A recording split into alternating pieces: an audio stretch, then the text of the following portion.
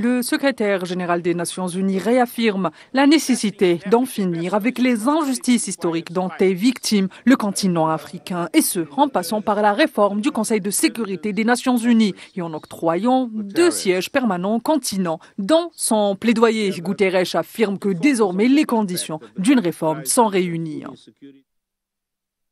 Il existe désormais un consensus parmi les États membres sur la nécessité de réformer le Conseil de sécurité, un consensus parmi tous les États membres sur le fait que l'aspect clé de ces réformes est d'avoir 2 pays africains comme membres permanents du Conseil de sécurité.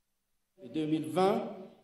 Le secrétaire général des Nations Unies qui s'exprimait depuis Addis Abeba à l'occasion de la 8e conférence annuelle Union africaine-Nations Unies a mis l'accent à cette occasion sur l'importance de poursuivre la collaboration entre les Nations Unies et l'Union africaine.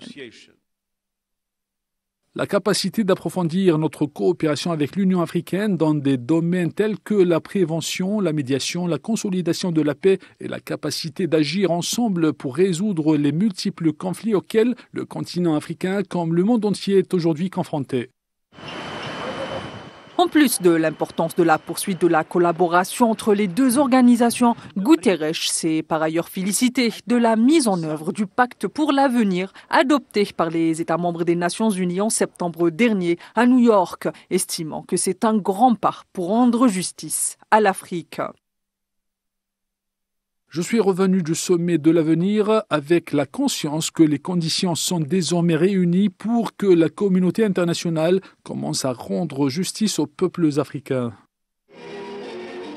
À noter que cette 8e édition de la conférence Union africaine-ONU a porté sur les progrès réalisés dans la mise en œuvre des cadres de coopération entre les 2 organisations, ainsi que la mise en œuvre de la résolution 2719 du Conseil de sécurité qui établit le cadre de financement des opérations de soutien de paix menées par l'Union africaine par le biais des contributions obligatoires de l'ONU.